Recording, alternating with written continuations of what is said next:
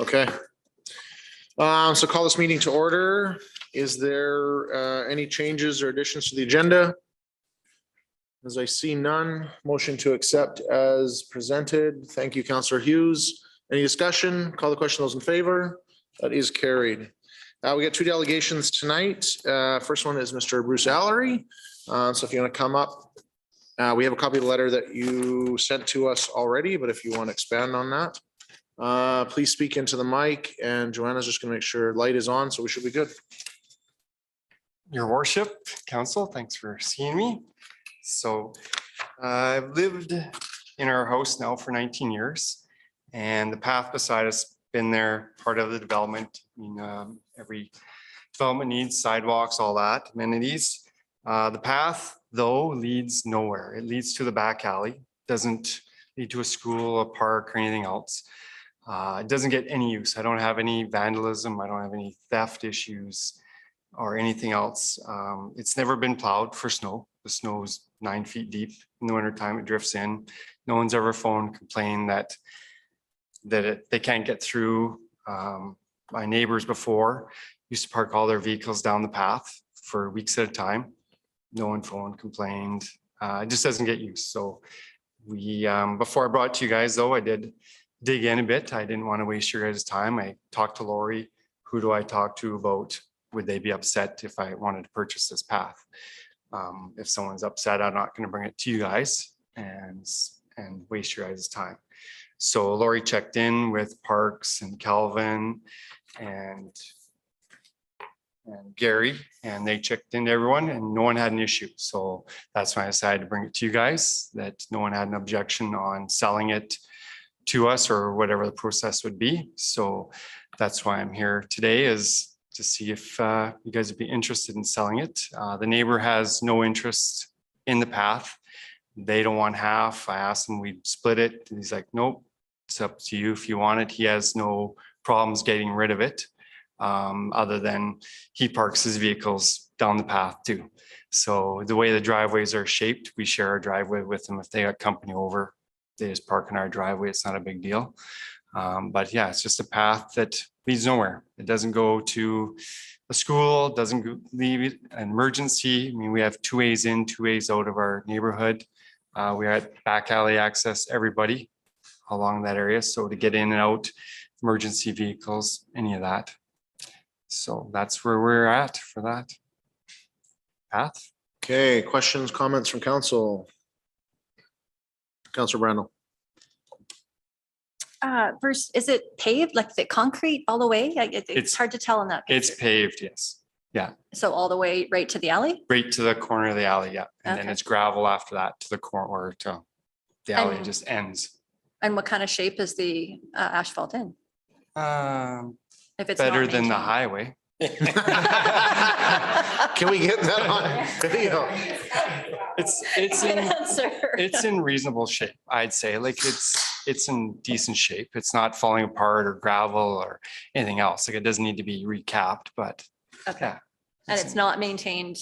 Nothing's ever been done. Yeah, okay. And 1 year actually grew in. The trees all grew over the fence, and I think I was teaching Miles or Nate how to ride their bike, and I had to go in there and clean it all up because that was the easiest place with training wheels to go. And like I said, no one's ever phoned and complained about it, so we just did it ourselves. And okay. And Gary, you confirmed with Cal that it's not maintained, and yeah, it is not being maintained. There hasn't been really any complaints about it. Bruce is right around that, as well as administration has no concerns. There's not that it's needed for any utility right of ways or anything like that. The only challenge would be is that if somebody was in mid-block and needed to walk to the back of their property for whatever reason, that would just mean that they'd have to walk a longer route. That's the only answer we could come up with. As just to like any other street, really. Yeah. And what about the fences? Because it's the homeowner's responsibility to maintain those, is it not? Right. Yeah. Correct. Okay, so that's already on Bruce. Yeah. Okay. Other questions? Councillor Gramick. Just out of curiosity, what are you going to do with it?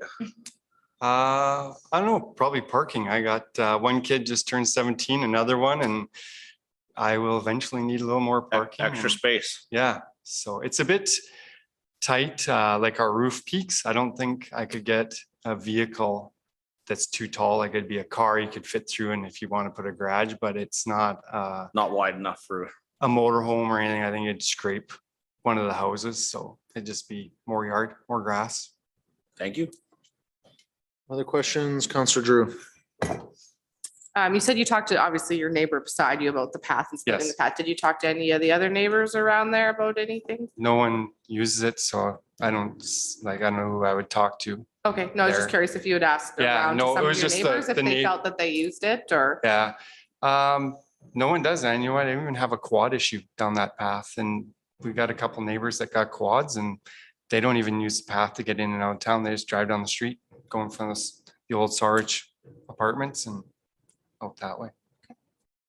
Okay, other questions? Yeah, so I know Mr. Allery has come to council previously to discuss this issue. That essentially, at some point, we built a subdivision over there. We have this pathway that I don't even know how it would have been allowed back in the day, because you literally walk into a gravel streetway that, you know, you have blind spots there coming around that you hope that nobody comes around there too fast. We can't get crosswalks built on the highway because the transportation says, like, if you're going to have a walkway, it has to physically connect to somewhere, that there has to be some sidewalk or something on the other end of the street. We don't have that in the spot. And so there's been on more than one occasion, Mr. Allery has sent me pictures there, or I was driving by, you would see that, yeah, we are not shoveling it. We're not maintaining it. It's covered in weeds and done whatever. And so realistically, for myself, if we're not going to look after it, let's get rid of the liability anyway, especially if it's not serving a whole lot of purpose. So for that, our biggest thing would be, though, to make sure that everybody has a fair shot at it, or how we advertise at it, or do something that it comes up. I can't imagine the average person, it's really only going to be between two neighbors that would show any interest in. Nobody else would probably want to buy an crosswalk. But for due diligence, we would just, I imagine we have a process for that. I think what we would need is a motion from council to make the land or deem the land to be surplus or marketable, offer it to sale. And then we'd have to go through a process, generally an RFP kind of process. Looking for Okay, proposals. Councilor Drew. I just had a question about the process. Usually when we do land for sale, it has to go to auction. Is this similar? That's when it's a tax sale. Okay. We do not have to go to, I don't believe we have to go to auction on other Okay, issues. that's the only thing I wasn't sure about, is if that, I know the process for tax sale. but Auction forgive could my be ignorance on the rest of one it. alternative, but it doesn't have to be, is what Okay. I understand. Okay, Councilor Brando. Just out of curiosity, this isn't the first time this has come to council. And it was a split vote. Last time you got defeated. What was the issue? What was the concern of the day? Last time I didn't know about it. I didn't get to come and speak. I didn't know. It just was Okay, a call that it was defeated, and I didn't get a chance to come and present okay, anything. So this is the second time, and okay. Yeah, Yeah. just curious. I want to say it was like, it was like 8, 9 years, like it was a long time ago. Yeah. And so I want to say it was like a 3-3 vote. So it gets defeated, and some of the council of the day said, you know, we should keep this in case we ever need it. And why would you want to close a walkway? But the point is, if we're not looking after it 8 or 9 years later, like it literally, I've driven by it multiple times and we're not maintaining it, and yet we get no complaints about it. So it would tell you the use that comes out of it. So and I just think from a safety aspect, I don't understand why we have a walkway into an alley. Councilor Vander, Councillor Brandel. Councilor Hughes. I am in support of this mostly, but I do just wonder if there's some sort of other due diligence for the rest of the people in the neighborhood. Like, while not every resident has been spoken to, can we provide some sort of notice and give people a chance to speak up if they do in fact use the path, or it's going to greatly inconvenience them? I'd just like to make sure that we're following that before making a firm decision. That's my 2 cents. Okay. So as part of the process, though, we could provide some due diligence to look at that piece. Right, so you could make the motion conditional to public engagement, right? Yeah. Yeah, my assumption would be is that we could do a circulation similar to planning and development, although we don't have a process, we'd have to create one, but it's not difficult to. To be fair, we're closed down Main Street for a walker area for basketball, so Yeah. it's just different. That's not a far stretch. Yeah, I mean, I could go to my neighbors and get 5 on each side and 5 on the other side, get signatures and. That would be fairly reasonable. So realistically, I would say that we start with a motion that we direct administration to undergo a process that conditional to public engagement.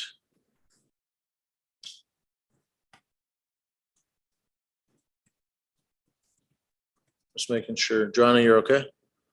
Conditional to public engagement. That this land be deemed surplus.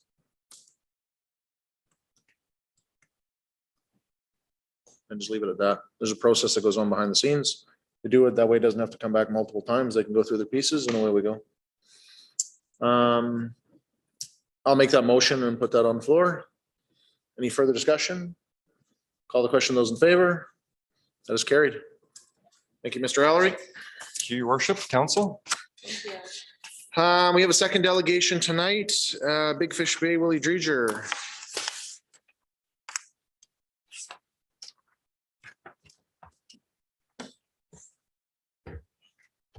How's everyone tonight?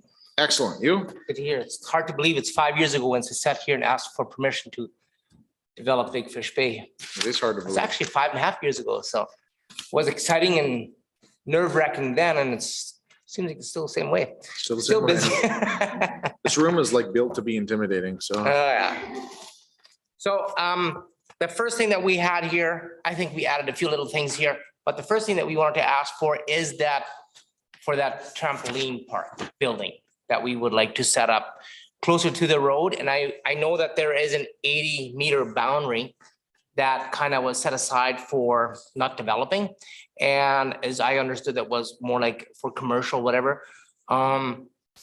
So when we came up with this idea to set up a big trampoline park, I mean, that went all very sudden till we had it in our hands. And then we started to discuss where we will put this building.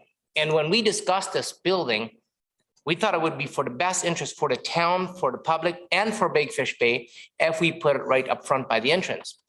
Because the reason was that would kind of separate from the campers, but the campers had access to it, and it would give the town and the public access to it so that they didn't feel like they had to come into a campsite to use the building. Plus, that would give us access so that we could have the roadway, so that we can have the signage in, like for the people to sign in and do all that. And I knew right away that would come towards that 80-meter zone. So now we want to ask to see if that's a possibility that we can have it there and set it up there in that 80-meter zone. Won't be all in the 80-meter zone, but most of it will be. Okay, And the size of that building is 92 by 175 okay. feet. So the ask tonight is about expanding the 80-meter, 80 or meter. reducing the 80-meter boundary? Yeah. Okay, so my understanding is our last meeting that we had just prior to Christmas time, we met and there were some different pieces in the lease that you guys were looking at changing. Yeah. It doesn't show on this front picture as you all have there, but there is a road allowance where the power line goes in. We would like to extend that lease to that road allowance, to the power line. Okay, That's kind of right here. So, okay. So my understanding too is that this 80-meter zone, the reason there's an 80-meter buffer there, Yeah. this 80-meter boundary is because that 80 meters is not part of the lease. That's totally. right. That's Right, okay. So you want to expand the lease to occupy more Yes, territory, okay? yeah, just so that we can put that building there because that building will be used as an office for Big Fish Bay. But with the trampoline park, which takes 90% of that building, we want that to be a public accessible building. And we don't want the public to come into the campground to use a trampoline park. If we situate it in this location, we have access from the public from one side and our campers from the other side. So everybody gets to use the building. It's gonna be a massive building, and Okay. it's something that'll benefit the town straight across. If we have it inside the park, just the way the park has been designed, it's way too much traffic. It takes away from it being a campground. It'll no longer have the feel of a campground if we take and build this massive building in the center of our campground and have the public come in into the center of the campground to use this building. So if we have it at our entryway, it's a little bit down from our entryway, we get exposure from Caribou Trail for the public. And also where our trailers are coming in, they'll come right past this building, and that'll be our check-in point. So you won't be driving in that long road to Okay, come to a check-in point. okay. So, okay, so is that the only item within the lease that you guys have an issue with? No, we want to have a meeting when the owners are here this fall. Okay, They're gonna come down and we're gonna review the lease once our busy season is slows down a little bit. And then we will come in with the owners and just go through the whole lease. What we will do is put notes on everything that is concerning to us or things that we would like you guys to consider to change. And we will send that to you ahead of time, so you guys have time to review it. Then our owners will come down and we will have a discussion at that time with council and see what can be done. The next question that we had is on this building part is if we set up the building in Big Fish Bay, what would that cost us for revenue or tax to have that building there? That's what me and Gary had discussed about. And he gave me some numbers. okay, And I also mentioned, what I kind of had suggested was that would fill up the campsite faster and more, that the town would get their partial of the revenue from the campers that would come in and use the campsite. As we do a percentage of the campers that goes to the town from our gross revenue or from the gross income. And then as we fill up our sites, then the town would get more. okay, We kind of feel like at this point, we don't know for sure if this building, how much money this building is gonna make us for the price that we're gonna put in there. Mhm. So if we have an extra cost that we already know up front that we have to put as a tax or anything else, I don't know if we can afford to put up the building. okay. Okay, so I have a few comments and statements, whatever else, but it should allow, so it's the same thing. Go for it. Okay, so one thing I will say is that I think council has been quite supportive of the growth of Big Fish Bay. I think it's a fantastic asset to our region. I think that it brings visitors to our community, which is part of our whole vision and mission to bring people to this community. And I think as we want to grow a community, we want to have more people settle in our community and grow our population, which I think is one of our ultimate goals. But it really starts with visiting. It really starts with tourism. That's been something we're quite passionate about. We currently have a lease on this chunk of land that we do with you, and there's a percentage based on gross income that money is recognized. It goes back to the taxpayer for providing the land. There are no taxes that go with it. I am correct, right? There is taxes. Our taxes in 2020, I've got if you look on the second page of what was handed out, it shows you what our taxes were in 2017. They were 8,500. And That's in this one? No, it's probably on the last page, Okay, or maybe this one. okay, And we gave you guys $48,000 from our gross revenue. And then in 2018, it was 8,900 in taxes.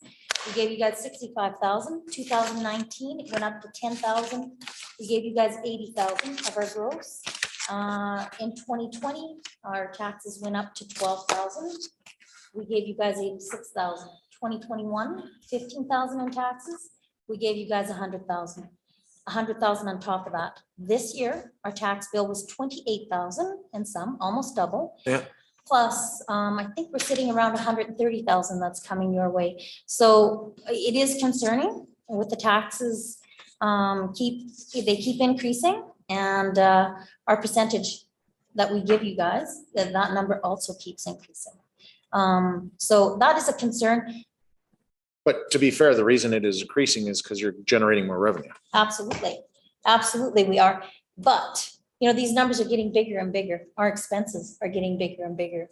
The value of that land is increasing and increasing. If we're gonna sit and put a $2 million building on a leased property, we have to take a serious look at, like, we put a hold on it. We need to see what are our taxes gonna do? How much more are we gonna be giving the town by putting that building there? It will fill our campground. We've got 150 extra sites this year. We have room to put in another, 160 sites? 180, yep. 180. And as we fill, we build more. And I think you guys have seen that pattern. And which means it all just keeps increasing and increasing. But we need to know, what are our taxes going to be, like, what are we looking at for taxes on this building? And, you know, we know it's a very risky, we've done quite a bit of research. It's very risky for us to put this building up for a trampoline park. There's many trampoline parks that have failed. We picked up this trampoline park through a bankruptcy deal. But we know it's going to be beneficial to our town. It's going to be beneficial to our campground. You know, on rainy, windy days, where are the kids going to go? Very likely they'll be sent off to the trampoline park. So we need to know from the town, what are we looking at taxes? If we put this building, So, okay, so we can rough out taxes because it's based on assessment. So once we have a completed development permit, it would be easier for us to understand what that is, right? Because all of taxes is based on assessment, but understanding with respect that, like, all the risks that you take as a business person is the same risk that every other business person Yes. takes in community. Yeah, we understand, but by putting this on we have private property that we can put this on. By Okay. putting this on a leased land, will there be any break that comes from the town on this building? But currently, we don't do tax breaks for any businesses in the community. Because now how would we pick which businesses get tax breaks and which ones don't? How many of these businesses are on leased land from the town? Zero. So we are the only the only business in this town that is sitting on town land that is leased, correct? I would say 100%. Yeah. So Okay, that's probably why. So to be clear though, like, what you're asking is, okay, because I'm confused. Are you asking then that you're going to put this new building in on leased land, Mhm. on land that theoretically isn't in the lease, but you want us to reduce the taxes for it and not receive any compensation for it because we're getting it from the park? You will be receiving Yeah. compensation. yeah, that's what we're asking for, exactly what you asked. Okay, Because in the lease, it says we have an option to exempt from the building taxes to the town. So that's what we're trying to do. yeah, so realistically, I don't have a copy of the lease in front of me. So, you know, I think you guys came last fall and said, hey, we want to make some changes to lease. Yeah. I think we've been waiting for those pieces to Yeah. be able to look at that as a whole piece to understand how it impacts all of Yeah. it. If we don't have that to pull out one item and say, Yeah, all these other things are potentially going to change as well, but we're not ready to do that, but we want you to decide on this one. That's a difficult Yeah. position for us to be in. we understand. It's just, we can't build the building now. We don't want to build it now because it's too busy. You know, we want to build it in fall. Okay, And that's why we thought if we represent this to the town now so that we have time to work with it, because we're gonna spend a lot of money before we even get the building started, just for all the, engineering program, all the blueprints, everything has to be engineered. We don't wanna, we wanna make sure that we can do this and afford this to do this if we wanna proceed with this. And if we can't, then okay. So I'll stop talking for a sec because it looks like I'm dominating this whole conversation. So Councillor Grumman. I think that all of this is a great idea and it's really going to benefit our community, but I think we should sit down and hammer out the lease together sooner than later. And maybe this is something that pops up and there's something to work together on, but I think it'd be prudent for you guys to get that to us right away. And then we could go over it and see what works with everybody. Because like Mayor Warman said, it's real hard to just pick this and there's 20 other things. Like you can't pick and choose without going through the whole thing, I don't think. I agree with you. I agree with you. And there's been things changing so fast around there that we want to make sure, we want you guys to be aware of what we're planning, what we're thinking of doing. We want to give you a full picture of what Big Fish Bay is working on. And, in order for us to make all to represent to you guys all the changes that we would like to see in the lease, we need to have a little bit of a feel where you guys stand with us putting that size of a building on a leased property. Okay. Counselor Hughes. Edie, you mentioned earlier, made a comment about private property that you already had. Can Yes. you elaborate a little bit more on where the property is and why you would choose this location over the other one? Like aside from the access, if you guys already have some, I'm just kind of curious The on, property, the 40 acres right on the other side of Big Fish Bay belongs to okay, Big Fish Bay. Okay. It was purchased privately last year. okay, okay. So Sitting on the So you want it airport at the side. entrance just because of the resident connection Absolutely. only? And, You- and it'll connect us to the community, right? You know, people driving by will clearly see the building. It's right there. And it'll be a connection to the community. We'll have better exposure. And what about parking and all those types of things? Lots of room.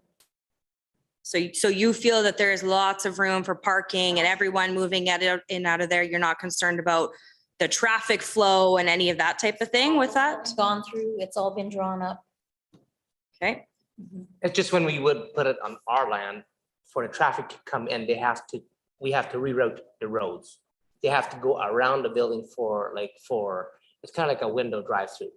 You have to they have to drive on the right side of the building, you know? And They you can't come go on the other all the side. way around the building to come back through. And that's one thing that we wanted to avoid. Okay. Counselor Drew. I just wanted to further Counselor Gramlich's point there. I think waiting until, you had mentioned construction in the fall, but then also the lease agreement being reviewed in the fall. And I think that's just a little bit amiss in timing. Yeah. The reason being is I think there's some things that potentially, at least from my perspective, we would like to see go both ways on the lease. I know that there's some cabins and sites that we haven't received permitting for yet. Yeah. And I think that's a huge concern, especially to the council members that are on MPC, because that needs to obviously be kept up when we're looking at developers and things like that. So I think council's been pretty generous with, what we've done, and I love to see development to the town. My kid would absolutely love a trampoline park, but I just want to make sure that this follows the right order of events. So for me personally, I'd like to see some of that permitting get cleared up, Yeah, and I think also we're the almost public to- access to the beach. Yeah, and we were almost there with the permitting. We had to do the phase 3 first, and we got that done. We're working on the permitting right now. And the last meeting that me and our engineer had with Lori, we're almost there with the engineering. So I would think next Tuesday, or maybe even tomorrow, we will reveal that. So. No, that's really positive to hear. Like I said, there's just the process, and I just like to make sure things go through that. And then Totally.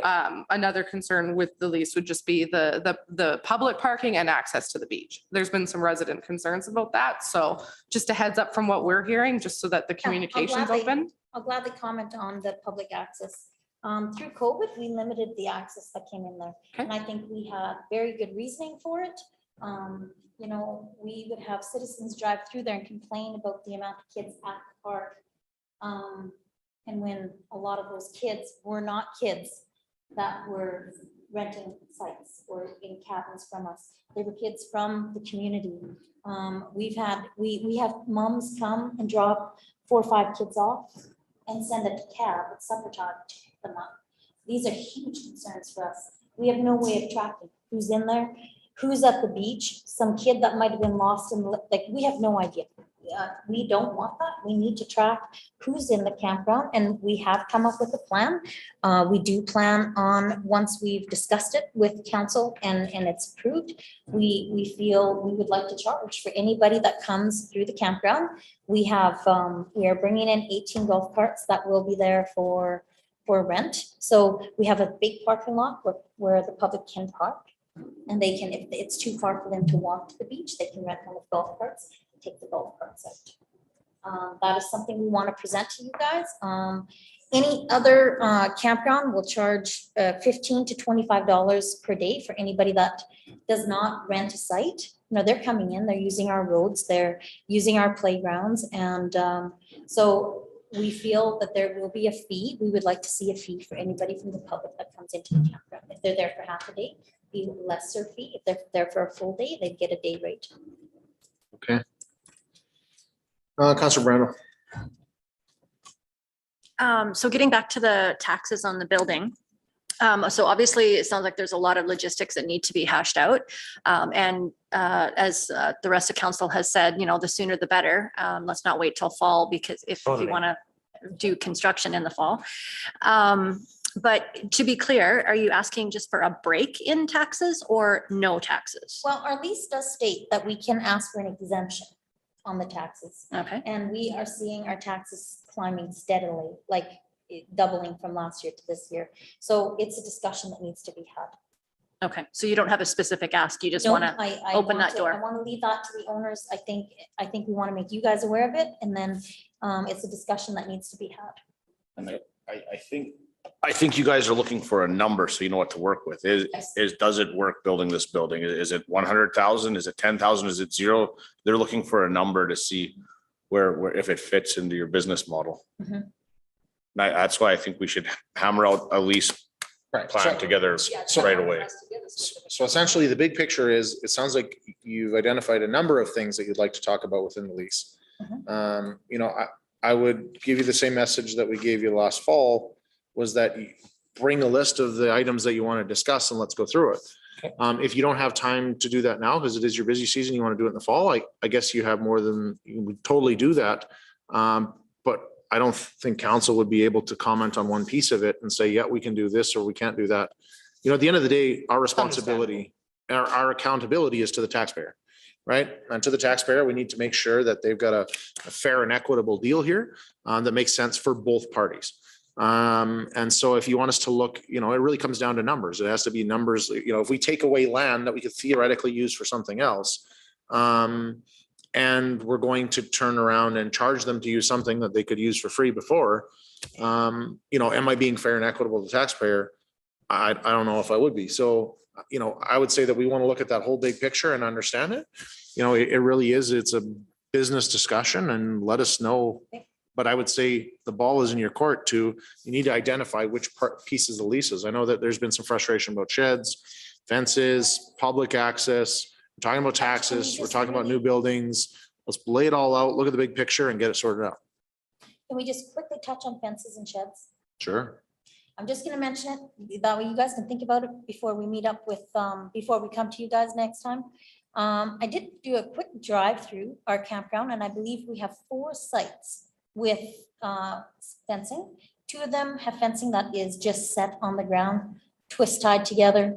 One site has fencing due to lights shining right through their trailer. And another one just has a little temporary little picket fence to keep their dogs in. There's not a whole lot of fencing, so I was really shocked. Like when I took a drive through and actually looked, where is all this fencing they're complaining about? There's such minimal fencing. I'm not sure, was there a complaint or what's the deal on it? Like what is this huge issue on these seasonal people having a little fence, since we have so much public coming into the campground, seeing everything that these people have in their sites, and we've had since last year, our theft has gone through the roof, and we have not had trouble before. The trouble came when that path came into Big Fish Bay that you guys paved. That's where it started. And you can talk to the RCMP weekly issues. And that's very concerning to us. And so then for you guys to clamp down on fencing and for us to get a letter demanding all fencing be down by June 30th is like, I find unacceptable. Extremely unacceptable. There's hardly any fencing out. We do plan on putting some fencing up, which we had talked to you guys about on one of our main roads, the traffic on there, like their lights just go right into the trailers along that whole road. And Okay, and so in fairness, last fall, you said you had an issue with fencing. We said, we're not adverse to talking about fencing, bring it as part of the lease. So with respect, we've been waiting 6, 7, 8 months for those conditions to come, and that hasn't come.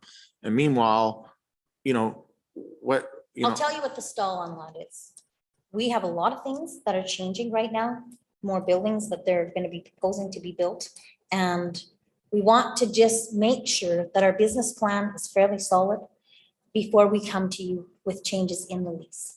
If you guys want that sooner than later, we can send that out to the owners and we will sit down and we will go through it and we will finalize some of the things that we are working on and present it to you guys. Okay, so realistically, I think what council would like to see is we want to see you guys grow and be successful. Mhm. We have a chunk of public land that is taxpayers' land that was traditionally built with access to public beach, because it really is the only access in town for public beach. That, you know, we would be crazy not to allow public to do that. Now, you guys want us to consider charging for that? I don't think that that's something that shouldn't be discussed. I'd have to understand how that works in other communities or what they do with that. Like, we're not the only community that has something like this. But we have to look at the whole piece. You guys are growing, I think, which I think is fantastic, but you're going to encounter issues as you grow, and it can't just be up to the town to manage those issues. So I do respect that, because it is our land, in a lot of ways, we're a landlord. We have to have discussions with our tenant to say, hey, how do we deal with those pieces and how are we part of that?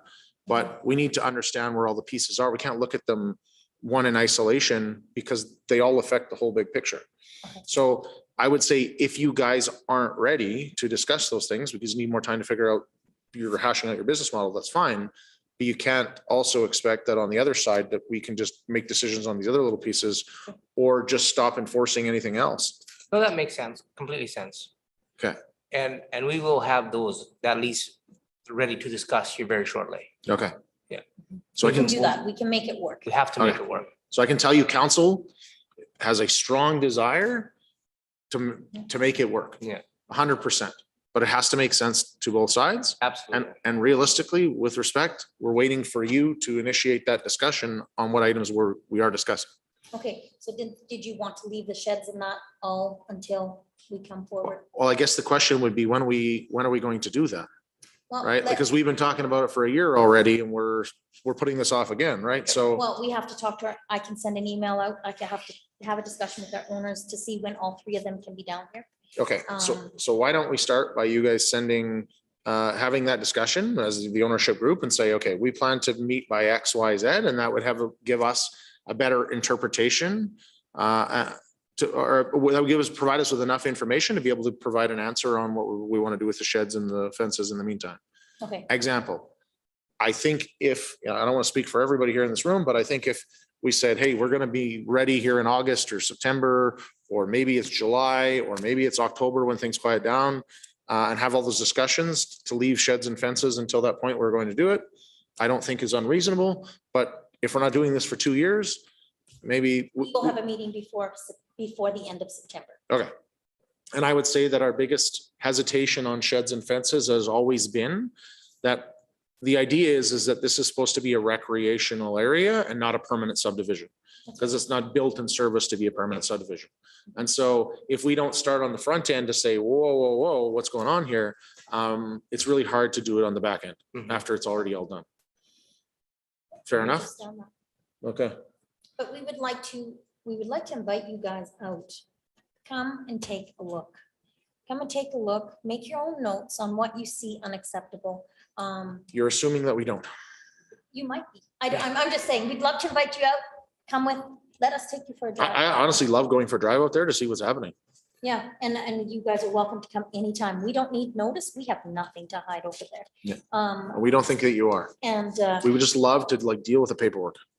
yeah, that's his part. Okay. He- I'll let you guys sort that out, but We'll direct that to Willie then, is deal with the paper. we are passionate about paperwork because it provides accountability to both of us. Yeah. And we both understand then what is happening before we actually do something.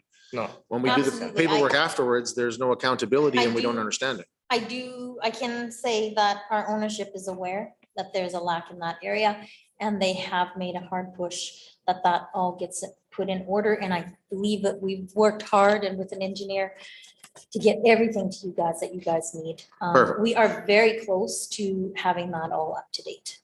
Okay. Okay, so I'm gonna send an email to you guys, let you know when our owners can come out here. And then following that, we can respond about our sheds and fences and wherever things are at. Okay, Fair enough? and in the meantime, please, all of you, come out, take a look, drive through. we're proud of what's going on over there and, And essentially, maybe we can schedule it that when the owners are here and we have that discussion, following that, we can go for a tour. absolutely, that'd be Do wonderful. that. Or prior to the meeting. I don't know, Okay. either whatever works. We'll make sure this meeting happens soon.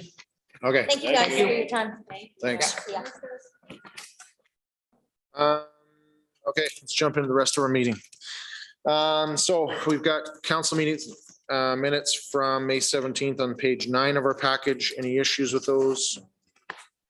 Councilor Gramack, Make a motion to accept the meeting minutes from May 17th, 2022 as presented. any discussion? Call the question. Those in favor? That is carried. How about the special meeting of May 17th on page 19? Councilor Hughes, Motion to accept the meeting minutes of the special meeting on May 17th, 2022. any discussion? Call the question. Those in favor? That is carried. Last, we have the special meeting council on May 26th on page 21 in our package. Councilor Drew, I'll make a motion to accept the minutes of the special meeting of council, May 26, 2022, as presented. any discussion? Call the question. Those in favor? That is carried. We'll jump into question period. CAO, any quick little things? I have no updates at this point in time. I'm happy to answer any questions you may have. Any questions from council? Comments or concerns? Appreciate the line painting. I'll throw that out there. That things are coming together. Lots of street sweeping and pieces going on. I did highlight one piece. And I know, Gary, that you're kind of all on top of this, but I know public's on top of me. And so our understanding is that they are coming back to do the intersection areas on Highway 2 for the intersection of Walmart and Tim Hortons there, or whatever else. I guess one of the concerns was how far back into the intersection they do, because people have to understand that their right of way actually extends into Main Street. That doesn't just end there. My understanding is Push has had some good conversations with them. Yeah. And my only push would be, there's a significant piece along in front of Shell over there where I know we tried to do some pothole repair stuff last year. It didn't hold up that great. It's deep and it's long. And my perception as a pizza guy from the outside looking in is it's outside of their range. And so why wouldn't we be repairing it? If it's part of it, then fine, it's going to get done. So our conversation with the contractor through Cush is that that section would be something that we would cover, we would pay for under our patching program. And we would bring it back so that there's not multiple seams and patches, so that it's Okay. including that section. So rather than patch, we're going to do it properly and okay, perfect. I love it. That's exciting. What's that? Oh, so don't get excited yet. Okay, waiting for price. Any other questions, comments from council? As I see none, we'll move into reports. Year-to-date actual versus budget results. Rolling on page 22 of our package.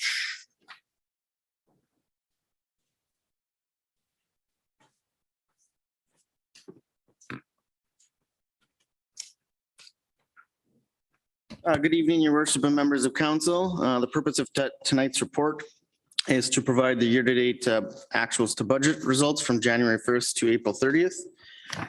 The attachments are following this report. They're enclosed this time. So I prepared two summaries. One summary shows the results by the type of revenue expense, and the second summary is a summary by department.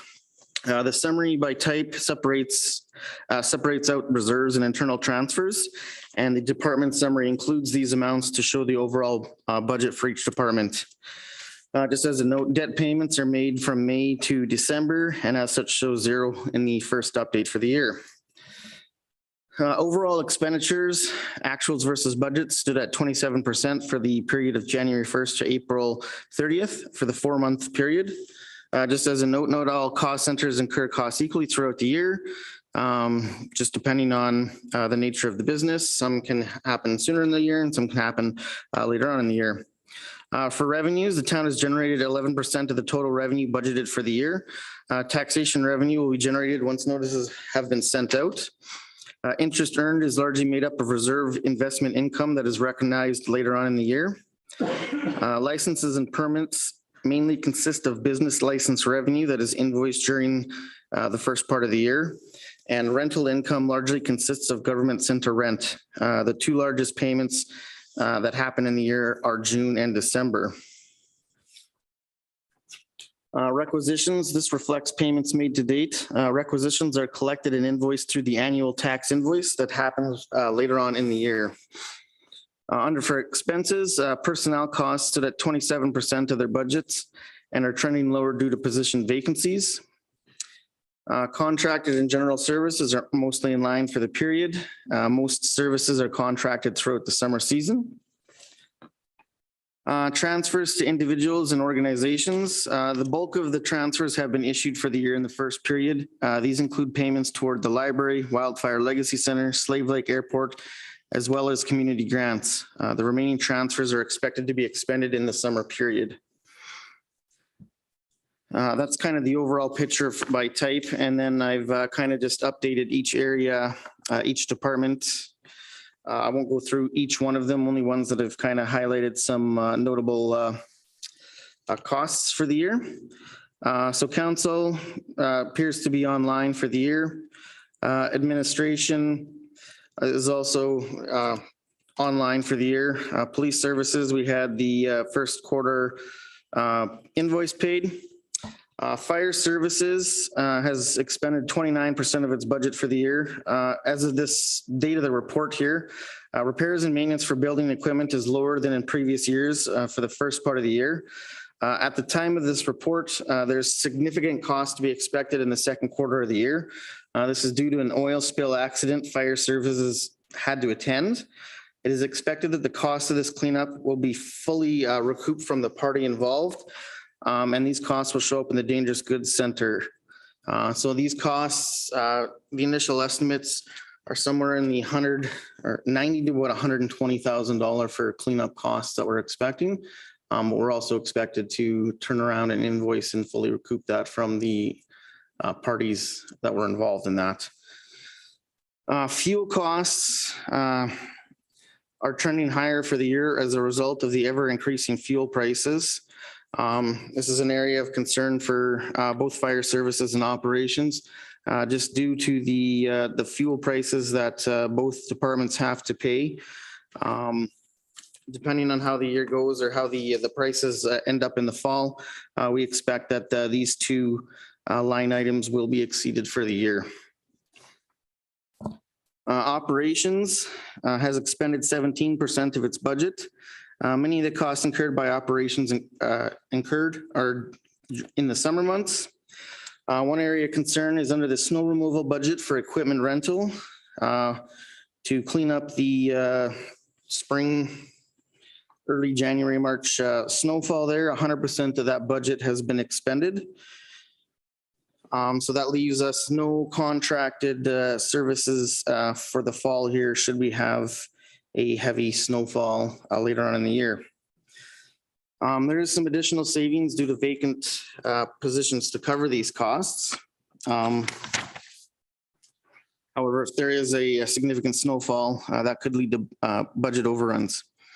Fuel costs, again, as I just mentioned, especially in this department, due to all the trucks and tractors and everything that are going on, we are expecting to exceed the budgeted amounts for fuel. Water and wastewater are in line with expectations.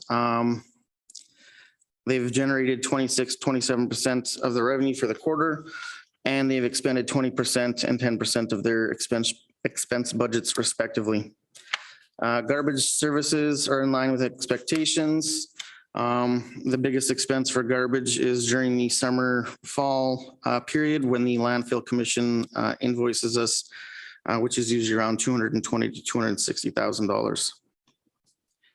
Planning, land, and economic development has expended 6% of its budget, largely due to position vacancies driving the cost lower for the period.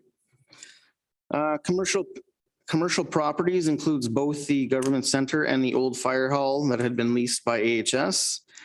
In addition to the sale of the fire hall to AHS, operating revenues for the period exceeded budget and generated an additional $24,000 from the lease. The two biggest expense and revenue items in the government center are the interest payments for the loan on the building, which happened on June 30th and December 31st. Building repair costs for the year are also trending higher than expected. Community services, which includes our Parks, Rec, MRC, sports fields, and visitor information center, are on track within their allotted budgets. MRC costs are trending higher due to building repairs, contracted services, and additional utility costs. And parks, sports fields, and grass cutting at the time as this report was just beginning to start. Going down there, we've talked about grants to organizations.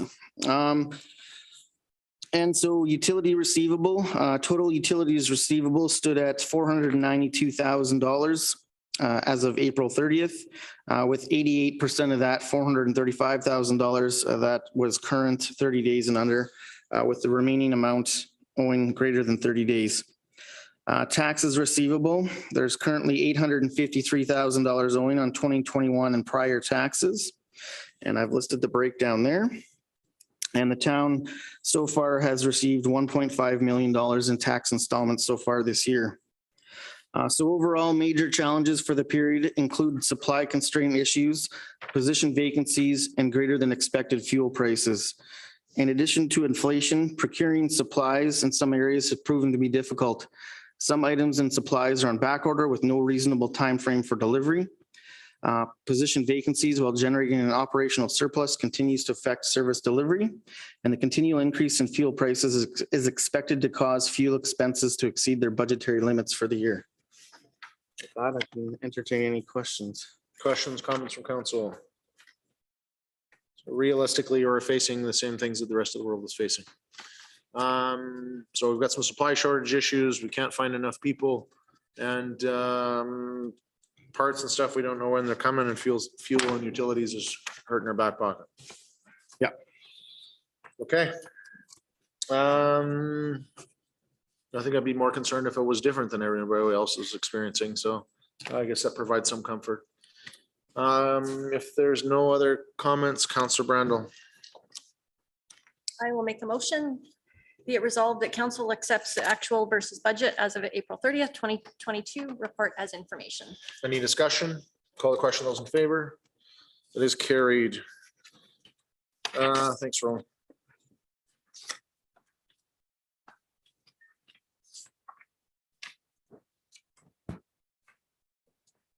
Okay, Kush, 3rd Street. Good evening, Your Worship, members of council. The purpose of this report is to provide a recommendation to the council for awarding the construction contract for 3rd Street Road Rehabilitation Program. 3rd Street Southwest Road Rehab Project between 6th Ave Southwest and 2nd Ave Northwest was first identified in 10-year capital plan developed in 2017.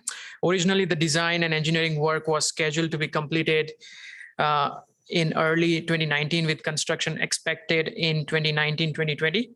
But in 2019, the 10-year capital plan was revised and this project was rescheduled to be completed in 2021. The design work was started in late 2021 and was completed in first quarter of 2022. The request for tender was posted on May 5th and it closed on May 26th. Capital project of $3.315 million was allotted this year to complete this project. In 2021, last year, we completed in-house utility inspection of sewer line, and we verified that the sewer line was in better condition than estimated. So the overall scope was adjusted to only to do spot repairs instead of full replacement with respect to sewer line, which brought the overall cost of the project down. The existing 6-inch ductile water line is more than 50 years in service and had underwent several line breaks over the years. Additionally, our water master plan has also identified that there are water flow deficiencies in this area. So it was recommended to upgrade the water line to 12-inch diameter. With this project, the water line will also be extended to connect an existing valve stub at intersection of Second Ave Northwest and Third Street Southwest, which is the north of CN tracks. And the reason to do this would be to improve our system redundancy and also improve circulation of water, minimizing the risk of stagnation and bacteria growth. The construction activities are planned to be completed in 2 phases. Phase 1 is expected to be completed in 2022, which would include all the utilities work, concrete work, and asphalt paving over the trench excavation area. Phase 2 would be completed in 2023, which would include complete asphalt removal and resurfacing. The project was planned in phases to allow at least a year for trench settlement before paving the entire street. Upon closing, 4 valid bids were received, and the lowest bid was submitted by Ruel Concrete Limited in the amount of $2.55 million, which is 2.2% higher than our pre-tender construction estimate. The basis of our bid evaluation was on multiple factors. 30% was based on tender price, 40% was based on past performance on similar projects, 15% on corporate qualifications, and 15% on the key team members that the contractor will be carrying on the project. Upon bid review, we verified that the lowest bidder submission was deemed compliant but incomplete due to insufficient information provided regarding experience as general contractor and no information provided on key team members. So the scoring was based on the information that was provided at the time of bid submission. And after completing our bid evaluation, it was found that E-Construction scored maximum points and is recommended for contract award. E-Construction has done various projects of similar size and scope in the last 5 years throughout the Alberta. They also have done some reputable work for the town and has capacity to complete the scope of work as identified in the bid documents. They propose to complete phase 1 with the start date of July 5th and possible completion by early 2022 October. The anticipated project costs are expected to be in the range of $3.304 million, which is less than the approved budget. And the project allocation will be through MSI and reserves. Upon successful completion of the project, the proposed infrastructure will be very crucial in delivering needed flows and system redundancy for water distribution, and would improve the quality of paved surface for better rideability experience. Council has 2 options. Number 1 is to award the construction contract to recommended bidder, or they can award the construction contract to any other bidder. Administration recommendation is to award the construction contract to E-Construction in the amount of $2,671,336 plus GST. Okay, questions, Questions? comments from council? Councilor Hughes. I'm just wondering about all 4 of these companies. Which of them are local? Ruel is definitely local. E-Construction has a yard, but they are not operating out of the yard in town. Mhm. They do have an asphalt plant, which is located in MD, 10 kilometers away from the town. And the other 2 aren't. from Other Slave 2 Lake? are not from town, no. Okay. I guess I find it a little frustrating that the local one is kind of incomplete in that regard and that they weren't, compliant with insufficient information. Is that, I guess I'm just wondering, when it's a local company like that, do we kind of follow up and say like, hey, I need a couple more items, or is that not appropriate in this scenario? I'm just kind of curious on, trying to go local as much as possible. There are legal considerations you have to factor into when a bid is incomplete to go Yeah. back and ask the bidder to provide additional information could put us into legal jeopardy. We Okay. have to go with what is submitted at the time of closing. Okay. Just kind of a curious question, but fair. Councilor Grumlock. Follow up on that, Gary. I can't even remember what the report was, or one of these ladies have a bigger brain than I have, but we circled back and wanted more information on something else a few months ago. Garbage, that's what it was. I knew there was something. And we were in scope to do that. Would we be in scope to do this now, or is that the legal ramifications again? And this is just my interpretation or my take on it, I'm not a lawyer, would be this one's a little different because of the pieces that we are missing. The other companies all provided. I think the other companies, there could be. Change the scope on the other. Yeah. And Kush, these were missing completely, late, not what we were looking for. How did that work? Because I'm like a save money guy, and I see a low bidder who's local, and I'm like, oh God. So in our bid document, we specifically ask for that we need this sort of information. So that's where, just to draw a fair line on all the bidders. And 3 of the other companies provided everything. Only this company didn't provide sufficient information that was requested in the bid documents. And our score has to be based on what was provided at the time of bid submissions, right? So just to be fair to everyone. What were the other 3 companies' scores in total? I was going to ask the same question because none of the scores were presented in our package. Yeah, because we Typically can, you don't. try to keep it confidential, but I do have You'd have to go into closed session to do that. Okay, didn't know We that can that do was a that. thing. Oh, that's how this works. In the middle of a meeting, we've never done that in my whole time on council. This is exhilarating. It is possible to go into a closed session in the middle of a meeting. Can I make a motion to go into closed session? Motion on the floor. What's that? For privilege For to. privileged information. Motion is on the floor. Any discussion? Call the question. Those in favor? That is carried.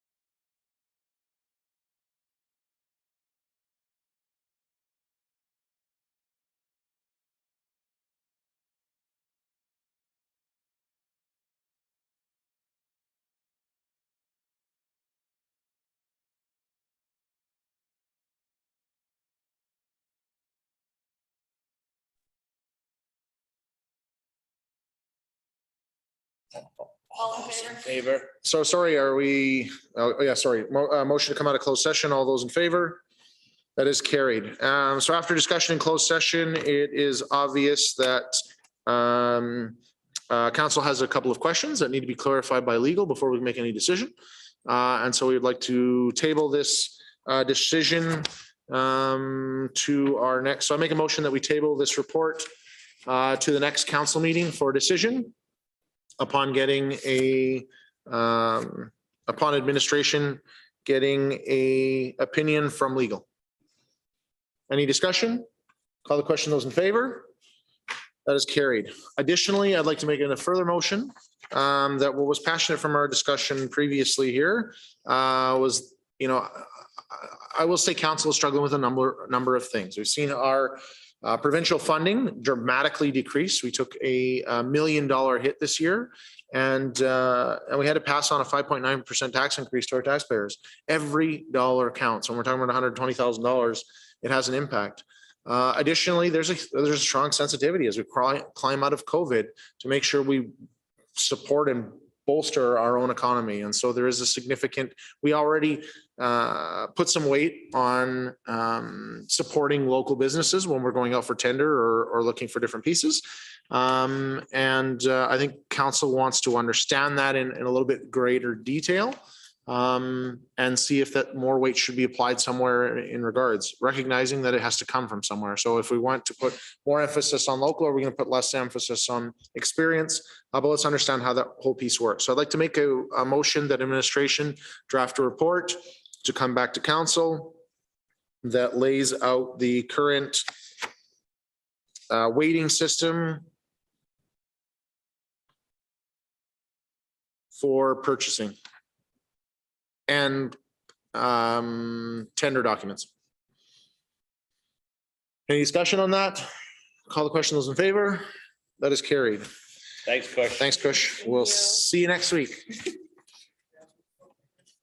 Yes. The secret documents. Okay. Oh. Thanks, Kush. Okay, let's jump into our next report on page 32 in our package, commercial advertising fees by law.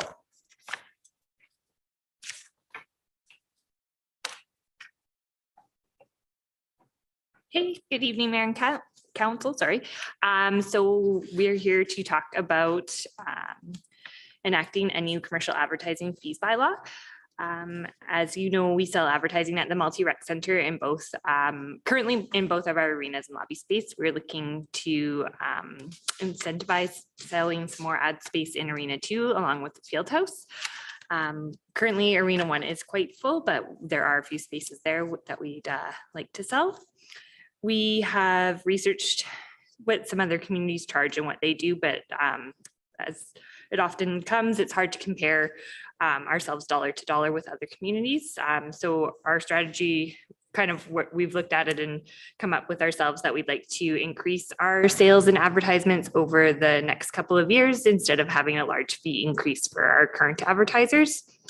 So we have reached out to Rec Media, who we currently work with, to see if they had any additional campaigns that we could maybe get sent our way. We haven't heard anything back from them as well. We've researched a couple other opportunities, but a number of the digital signs within facilities, they don't bring in extra revenue. They just sell advertising and you get the screen for free. So our thought around increasing sales, just given our capacity at the moment, was to put out a request for proposal to seek organizations or businesses to sell advertising space within our facilities.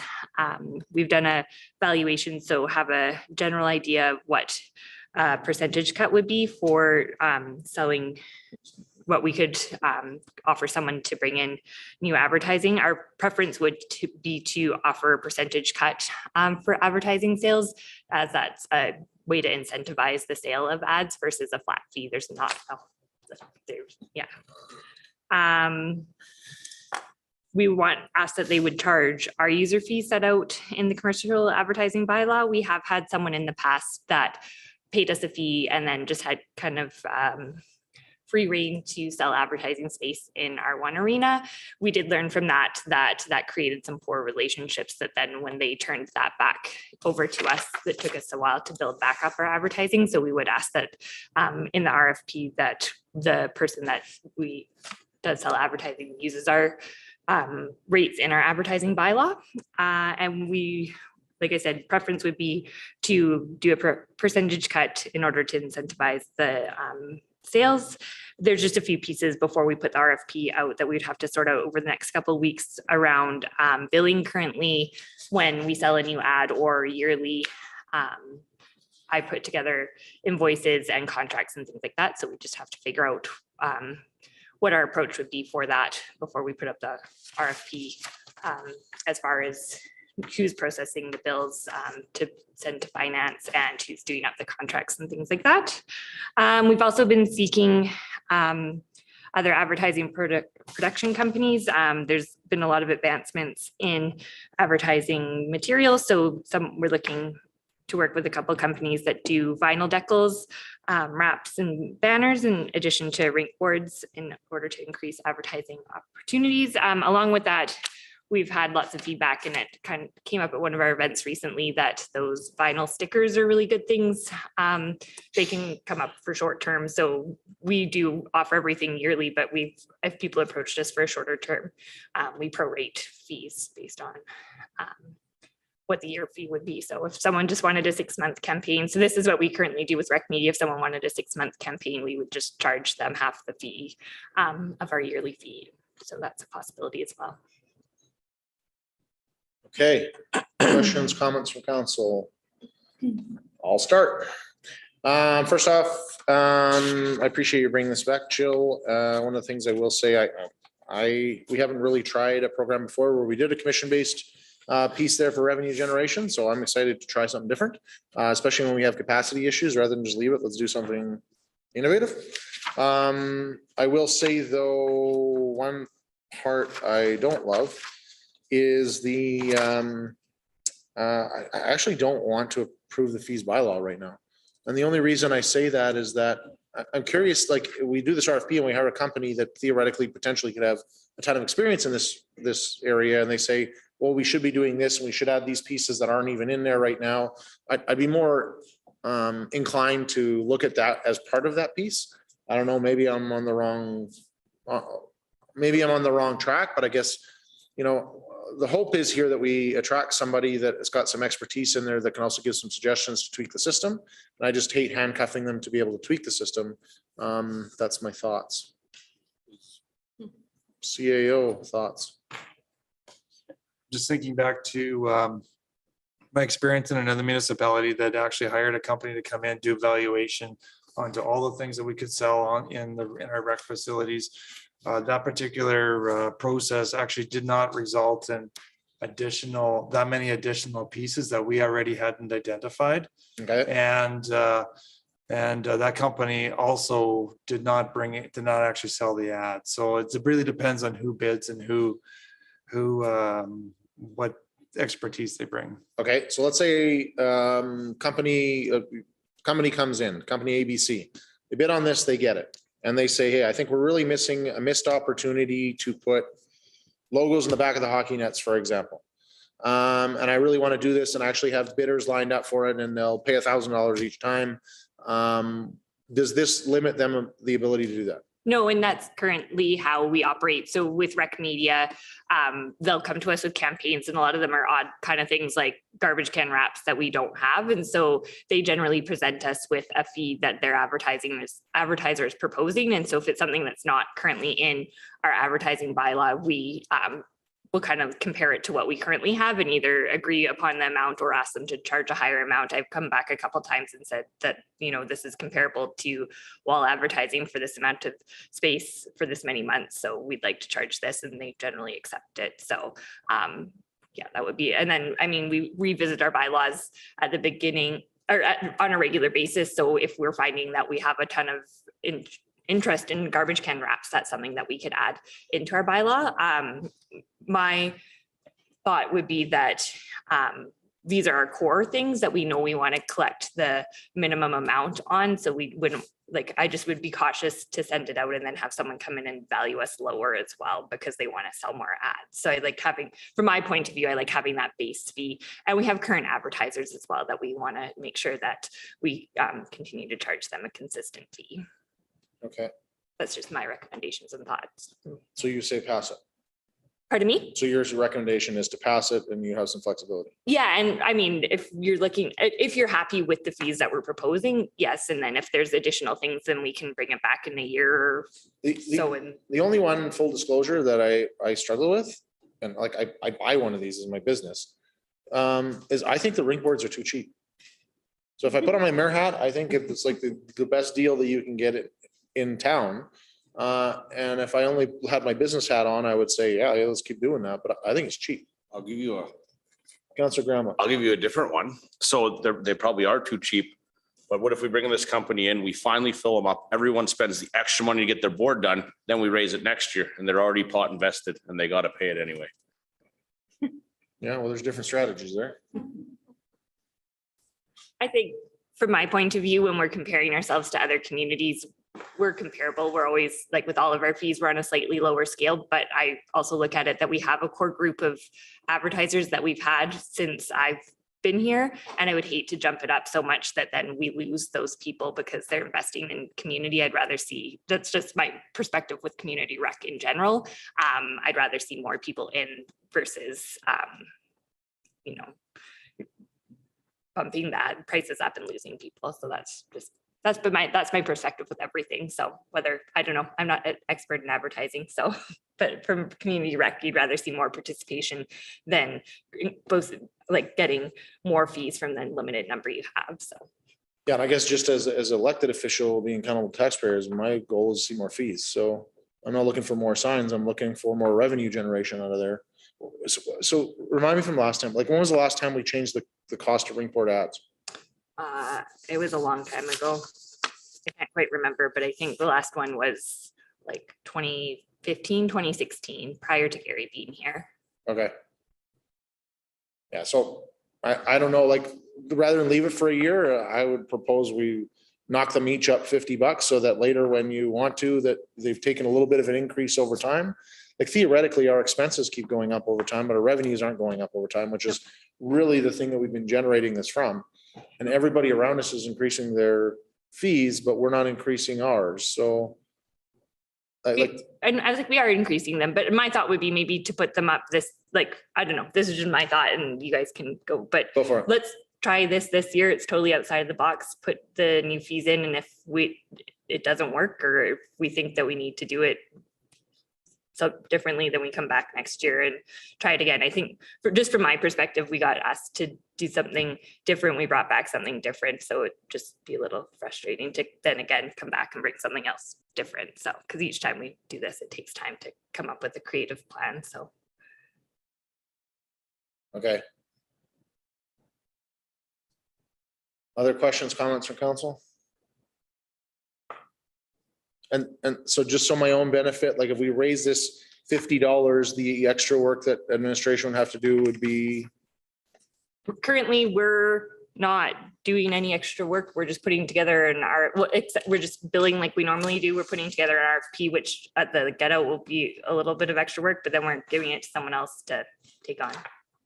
Right. But you're going to give them a list of what these are now, correct? A list of who, sorry, You're going to give them a list of, you're going to basically give them this bylaw, correct? Yeah. Okay. And to change the numbers in there though, would require. That to change the bylaw doesn't require time, but I'm just, sorry, I guess maybe I should get some kind of confused on the direction. So if you give me the direction, then I can confirm. I'm just, yeah. I just thought about taking a small increase in ring board advertising right now because I think that we are Yeah, low. okay, sorry. And I'm just. That was that's my suggestion. And then to do the RFP to. Yeah, I'm still okay with that. Yeah, no. Okay, so we're in agreement on the same thing. Okay. Okay. Okay. That would be my suggestion. Any other questions, comments, thoughts? Tyler's out to lunch.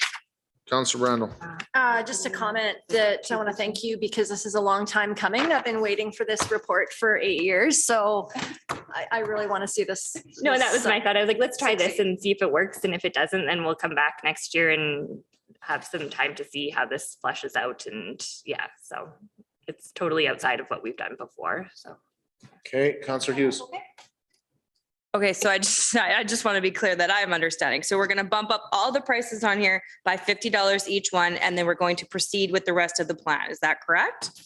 Yeah, and I My can't. suggestion, just to be clear, my suggestion was only on the rink board advertising. I think. Oh, this is just the rink board. I think the other ones aren't Everything else crazy. price wise is fine. I just think the rink boards are cheap. And we are competitive in the pricing, Jill. We're competitive in the pricing, but we have put, it was a percentage increase. I can't remember. I had it, I just realized I had Okay, it so in my you're first. just suggesting the rink board. Rink boards, $50. That's more. all I'm saying. Okay, thank you for clarifying. Not crazy or whatever else, but I think we are too cheap. I think over time we So- should increase it rather than making it massive all at once. Leave it for a year. I would say let's play at 50 and then potentially add something afterwards. Julia, you have a percentage somewhere, right, in your head or?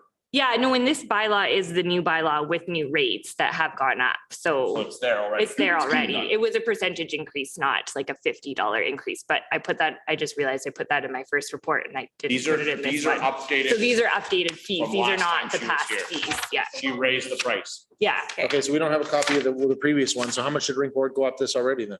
So it was $400 for, Rink board ad, Rink yes, that's board right. And now it's prior. 420. now it's 420. So, yeah, so it was a. So percent- cheap. Yeah, so it was a percentage increase, but we also did do, yeah, That was universal. Everything went up a percentage, yeah? yeah. Okay, so do you Okay. still want to increase them there, Mayor? I Warman? still. I'm think trying it's to make cheap. a motion too, Make but a I don't, motion. I don't know what's going Council- on here. Okay, well, so So the it's like, so the if you idea want to here put them all, like, if you want to go back and put them all at 50. okay, for someone's- for no, process, okay. you make a motion and we debate that motion. So make your motion the way you want. Okay. Let's start there. I will make a motion that commercial advertising fees bylaw 04-2022 receives first reading as is presented. Discussion. So I will say again, recognizing that there is a minimal increase, I can live with it. I don't love it. I think we could do more. Recognizing though that we're trying something different and we're hopefully see some success out of that. We're not putting the burden on administration. We're looking for creative, innovative ways to theoretically spark entrepreneurship in our own community and get local people bought in. I'm willing to try it. Great. Great. Other discussion on the motion? Motion on the floor, call the question, those in favor? That is carried. Counselor Drew, Make a motion that commercial advertising fees bylaw 04-2022 receive second reading. any discussion? Call the question, those in favor? That is carried. Counselor Brandel, I make motion that commercial advertising fees bylaw 04/2022 receives third and final reading. any discussion? Call the question, those in favor? That is carried, maybe? I just realized that we needed a motion to have. third Unanimous. reading. A unanimous motion to have third reading. Okay, so let's redo that. So mine should say unanimous. Yes. That count, Sorry so about restate, please. Let's start here. Commercial advertising fees bylaw 04/2022. That's, yeah. Unanimous consent for third and final reading. Motion on the floor, any discussion? Call the question, those in favor? Lastly, Counselor Gramlich, That commercial advertising fees bylaw number 04-2022 receives third and final reading. with enthusiasm, I like it. Any discussion? Call the question, those in favor? That is carried. Thank you, Jill. Thank you, Jill. Sorry, where are we at? Clean Energy Improvement Program, page 40. Sure, I'll present this one. So the Clean Energy Improvement Program, it was requested by council back in February to bring this report back by May. Now, we've had to have some discussions with Alberta municipalities that didn't allow it to come back earlier. The Clean Energy Improvement Program is a program that it's administered by Alberta municipalities. It allows for property owners, both residential and commercial, to access long-term financing through the municipality and repayment is made as part of the property taxes. Authorities for this are established on the Municipal Government Act. The idea is this allows property owners to make larger upgrades to their property, saving them money on utilities and promoting environmental sustainability. It also creates jobs for local contractors. If the town was to opt into the program, we would need to, first off, adapt a clean energy improvement bylaw. We would also need to further develop the program. And to do that, we would need to work with Alberta municipalities to work through some of those details. We also need to be accepted into a cohort of municipalities, with the next cohort application being accepted in early 2023. Alberta municipalities also advises that it takes about 6 months for the program to get fully launched. One of the challenges that we have on this is that municipality also has to source funds to finance these projects. So essentially, there would be a project that is funded and a loan made to the property owner that's repaid through property taxes, and the town would have to source the funding for that. Can be sourced through our own or from our own sources, such as a reserve, or borrowed. And if we do borrow the funds, it does not count against our debt limit. Federation of Canadian Municipalities does have a matching grant program for municipalities that qualify. However, initial look at the program is that they're very clear that not all municipalities will qualify. They must meet certain parameters, but we still need to further examine what those parameters are. If we do qualify for that, FCM also covers some of the administrative costs that are incurred. Now, Alberta municipalities does look after the administration of this program, and if a property owner wants to apply for the program, they actually apply to Alberta municipalities, and AM works through all those details with all the documentation and so on. It's not up to the municipality to do that. Our obligation is to promote the program within our community and to provide the funding for that. Alberta municipalities does charge a 5% annual administration fee, and that is actually covered by the regulations allowing them to do that back to the property. So the property owner pays for the loan itself, interest on the loan through their taxes, as well as an administration fee through their taxes on top of it of up to 5%. As I already said, if we were to qualify for the FCM grant, FCM does cover some of those administration fees. So projects that are eligible are any project on a residential property of up to $50,000 or $1 million on a non-residential property. Minimum project size has to be about $3,000. So the idea is to make projects a bit larger so that we're not dealing with really small projects. It has to provide energy efficiency or promote renewable energy. It has to be permanently affixed to the property. And the other challenge is that the property owner has to complete a technical assessment or an energy audit before they can apply for the program. So they have to be able to show that that project is actually going to save money down the road. And then there's a few other conditions, such as the property owner has to be in good standing on taxes and so on. Alberta municipalities really recommends a project team being established from the municipality. And if council approves us to move forward, that's what we would need to do, is to set up a project team. I would recommend future economic development officer and our taxation people, as well as the new CAO, work on this project together. And then of course we need to market the program, and we need to make sure that it's built into our tax software, which I understand other municipalities are already working with our software provider on making sure that happens. There's two municipalities similar to our size that are very well underway with this program. The town of Rocky Mountain House and town of Devon are in the development stages, soon to be fully launched with their program. So they are well underway, and we can rely on some of their experiences already for that. So it was our recommendation, if council wished to proceed with this project, initiating the project, knowing that funding and financing will have to be sorted out, and it is up to the municipality's responsibility to do that. Okay, Councilor Brando. Part of the key messages, it says that it stays with the property and not the property owner. Right. So how would that work if the home were to be sold? So logistically, the costs, are they assumed by the buyer or? That is correct. It continues on with the So they buyer roll- because of the repayment So they run with is the their land, property okay. taxes. Yeah.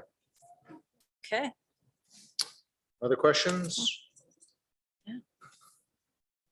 I'll just make a comment that my first thought when reading this is that, man, do we have extra capacity and resources to be able to do all this stuff?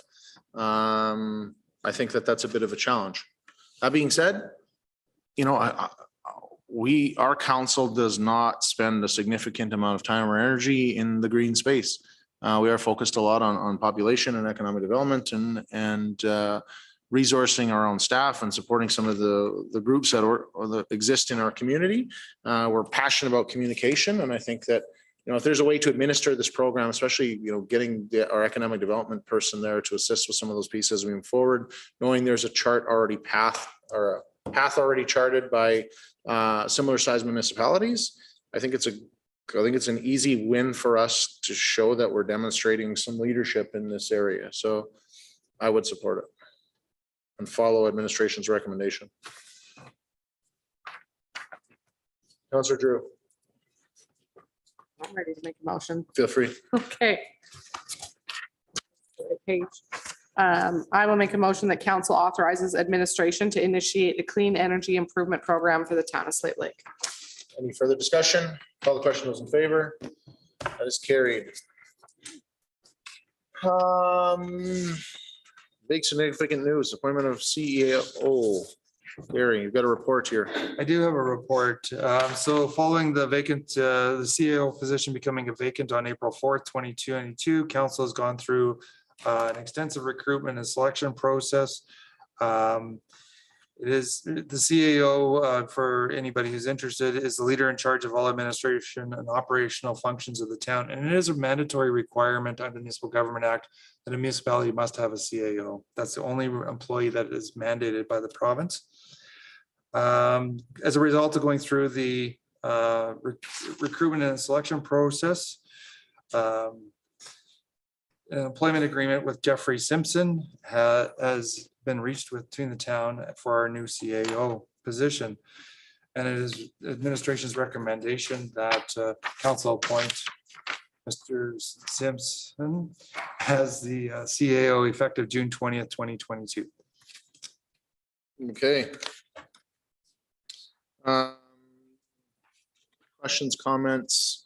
I'll just start by saying, first off,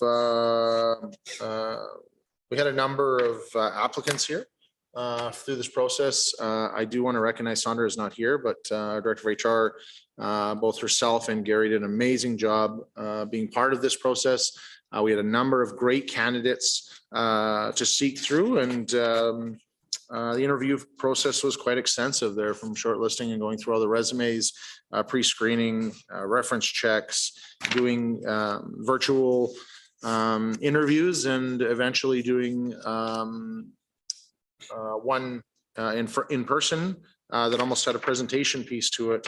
And I'm excited to see where Mr. Simpson will take us. I think it'd also be remiss not to very much and wholeheartedly, and from the bottom of my heart, and I feel like the balloon can't get big enough, Gary has done a fantastic job of keeping the ship floating here since August of last year, and will continue until Jeff gets here.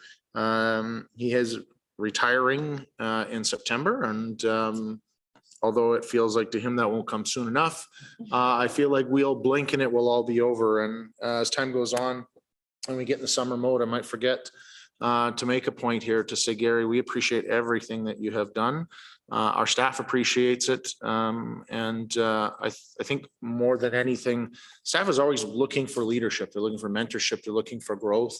Council wants projects. We want to drive things that we want to get done. And so resourcing that team and leading that team is essential to us. And that's a very difficult position in an interim piece when you're not coming out of COVID. And so I thank you for that. I'm excited for Jeff to come and see what he can do. And I'm excited that it's not far and it's right around the corner. So with that, Councillor Hughes. I'll make a motion that council appoint Mr. Jeffrey Simpson as the Chief Administrative Officer for the town of Slave Lake effective June 20th, 2022. Any discussion? Call the question. Those in favor? That is carried. Councillor Brandel.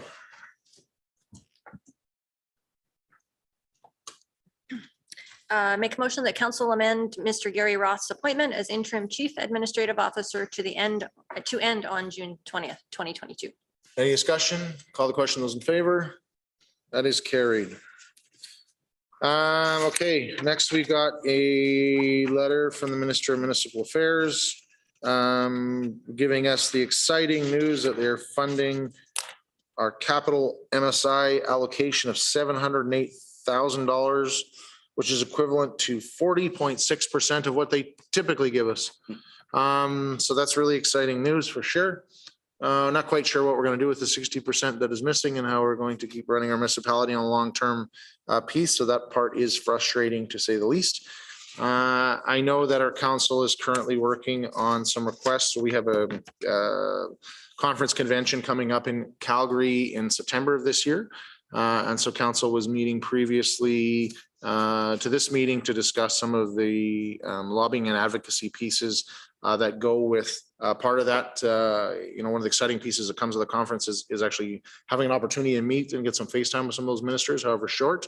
And I know that Minister of Municipal Affairs is definitely one that we want to have a discussion about because if we want sustainability and the province wants to mandate and legislate us to a 3-year expenditure plan to be transparent to all of our residents, they need to be transparent on the funding that is associated with that. So I know that the program theoretically has ended and they keep talking about a new program, but while they delay it, they just short fund. And that's not the way we should be running our municipality. So I look forward to that discussion with that minister and hope he has the time to meet with us. Any other questions or comments on that?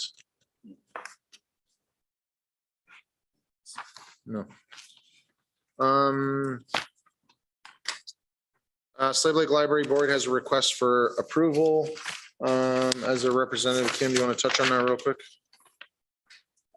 Yes, so the Slave Lake Regional Library Board has requested council's formal motion that we can appoint Rebrina Dana LLP as our new auditor.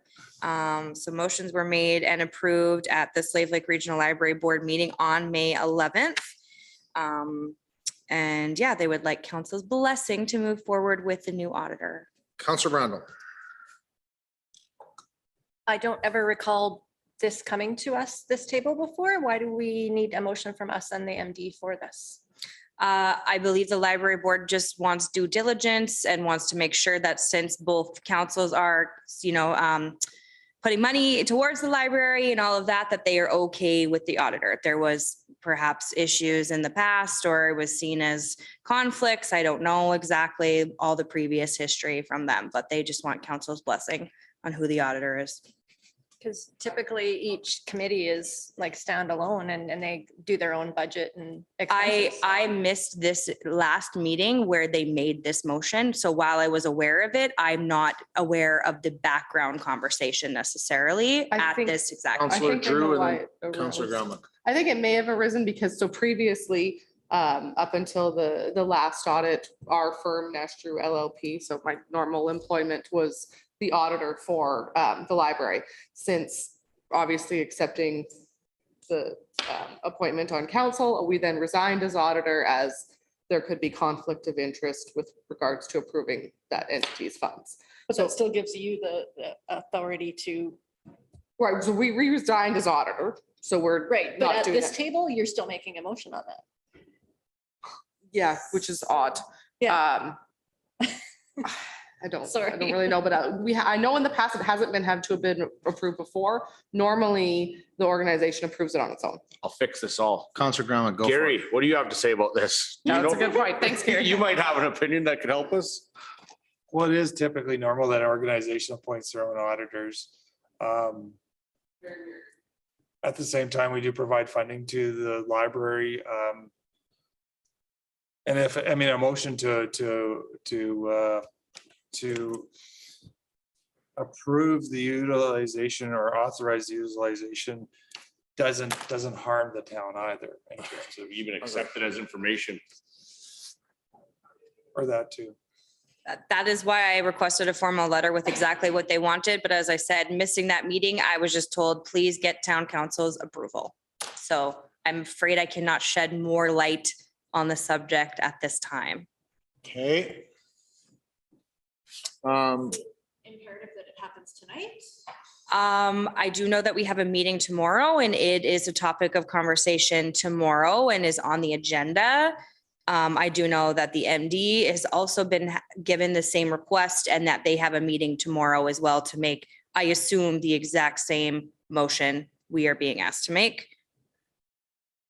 I just think it's odd because we don't have control of the library board's budget and even know what's in their bank account to say that this is something that we should do. Okay. Okay, Councillor Graham. Let's just make a motion to accept. I'll make a motion to accept. Oh, my mic's still on. Let's turn it on. but keep Thank going. you, thank you. Just make a motion to accept this as information, right? And that's just very simple. We accept it. That's our approval. We're not against it. We're accepting it. I'm totally okay with that. Sure. Okay. I make a As motion to information. accept the Slave Lake Regional Library Board Appointment of auditor. as appointments and information. motions as information at our table. Any discussion? Call the question. Those in favor? That is carried. Okay, proclamation for Lemonade Day. So this is from CF, is it? Okay. So Community Futures has championed a project over the last number of years for Lemonade Day and has asked us to make a proclamation. So I would first entertain Councillor Brandon. I think you're the only one who understands how this works. Councillor Brandon. I will make a motion that we proclaim that, what are the dates? June 18th. To be Lemonade Day in the town of Lake. Okay. Motion is on the floor. Any discussion? Call the question. Those in favor? That is carried. So I actually think this is a fantastic program. As an entrepreneur myself, I think this is an amazing way to foster and grow entrepreneurs in our community. It is fantastic to go out and see the kids operating their businesses and the enthusiasm they put into it, the understanding, the pieces too, that there's a charitable piece that's built into it. They understand expenses and how that all works. I think it's great. So whereas Lemonade Day is a free community-wide educational event providing children with the opportunity to learn and apply entrepreneurial thinking and create a foundation of success in the global economy. And whereas Lemonade Day exists to infuse today's youth with a spirit of enterprise, teaching the basic business and entrepreneurial skills necessary to become successful, contributing members of the communities. And whereas the Lemonade Day has a core philosophy of spend, save, and share that is implemented by teaching children how to start, own, and operate a business, learn goal setting, develop a business plan, establish a budget, seek investors, provide customer service, and give back to the community. And whereas Lemonade Day offers opportunities for families, businesses, schools, youth organizations, neighborhoods, institutes of higher learning, and government agencies to unite for a common purpose to train the next generation of entrepreneurs. And whereas Lemonade Day is a day of learning and celebrating Northern Alberta's future, on June 18th, every citizen has a job either buying or helping children sell lemonade. That's pretty strong, but okay, let's go with it. Okay. And therefore, be it resolved that I, Tyler Warman, Mayor for the town of Slave Lake, on behalf of this, not commission, on behalf of this organization, do hereby proclaim June 18th, 2022 to be Lemonade Day in the town of Slave Lake and encourage every citizen to purchase a cup of lemonade from one of the youths participating in the program to demonstrate how our community cares for the future of our youth. That might be one of the best proclamations I ever read. Okay, Mayor's Corner. We touched on it already, but over the last couple of weeks, council has been quite busy there, wading through the CAO selection process. So once again, HR, we appreciate very much your help and due diligence in that, as well as Mr. Roth. And council, I know it is not something we typically do as part of our day-to-day stuff. So having to go through that process, many of you for the first time, I think you guys did a fantastic job and I'm excited to see what Jeff can do. I also want to give additional accolades to the Tourism Society and Councillor Gramick for a fantastic event with the Oilers that were just recently in our community. We had our ice in for a couple extra months. We saw good usage. We had lots of community members come out. Another successful event. So congratulations on that. Congratulations to the grads of St. Mary and Northern Lakes who just had their convocation. So members of council that attended both of those events, as well as grad for the Cornelia Christian School. So it's an exciting time of year to see all the students moving forward with the next chapter in their life. And we appreciate the opportunity to be part of that. One other thing just on council's radar, I met with members of the Regional Arts Council. One of their passion projects here moving forward is around some increasing the presence of murals in downtown. And so that's something we saw previously in our community because kind of faded off. But what they're seeing with our renewed interest in downtown, the time and energy that we're spending, they see that that's a contribution that they'll like to play some space in. Play some space in. I don't think that makes sense, but they would like to play in that space. There we go. That's where we're at. So there's actually no pieces with administration on like a process for that. So I did throw it on administration's radar and they're peeking in that box. And the Regional Arts Council is working on formalizing what they would like to do and some of the costs and how council would play a role in that. So expect that in the future. And lastly, I'd be remiss if I didn't talk about the violence that our community has experienced in the last couple of days. And so there was an incident in the homeless camp that's in the southwest area of town on the weekend, on Sunday. And I will say that it is well known to the community right now that 2 people were injured and 1 person has lost their life. RCMP is investigating. The Major Crimes Unit is here from Edmonton and their investigation is ongoing. We met with RCMP yesterday. We're meeting with RCMP again tomorrow. And the big question is where do we go from here? And I wish I had an amazing answer for you. I will say that council has been quite concerned about homeless camps. We would not deny that fact. We've been talking about that numerous times. We've done it very publicly. Previously, we did have one at the intersection on Main Street and that camp was shut down largely because that private landowner decided that they no longer wanted that. The current camp exists also on private land, so discussions are ongoing with that private landowner to determine the best course of action. One thing that is not clear is in the event that we do disband the camp, where does it go? And so we already have witnessed that when you disband one, it just makes another one bigger and they just go somewhere else. And so we have a variety of people with complex needs and we have some problems there and we're not oblivious to the fact that we have crime.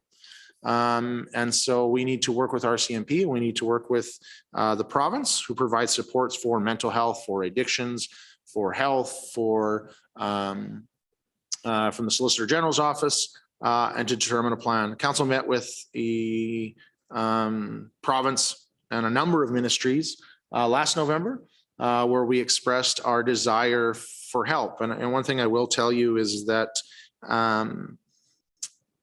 we don't know what the answer is. And I don't think many municipalities do. The things that we're experiencing here are not unique to the town of Slave Lake. There are numerous communities throughout Alberta, other provinces and other places in the world that are experiencing similar issues there. And if we had all the money in the world, I still don't know if we could fix it. And if we had all the money in the world, we could build all those supports necessary. But if people don't want to take those supports, we don't accomplish anything there either. And so our message to the province has been, listen, we are not a leader in the field of mental health. We are not a leader in the world of law enforcement. We are not a leader in the world of the justice system. We are not a leader in the world of addictions and health. That being said, you have a lot of people in your closet who are, and more than anything, we would like a guide. We'd like some assistance. We understand that we are part of the solution. But to say that we're going to figure it out without your help would be ludicrous.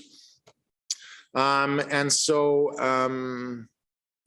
we were quite hopeful that we were going to see some progress. The minister, the associate minister of mental health and addictions, met with our council in late April, where we had some discussions about that. They had committed to coming up here on June 10th. They have since, previous to this incident, had to reschedule. A new date has not been sent. Council did send something to the Premier's office yesterday to say, like, listen, this isn't working.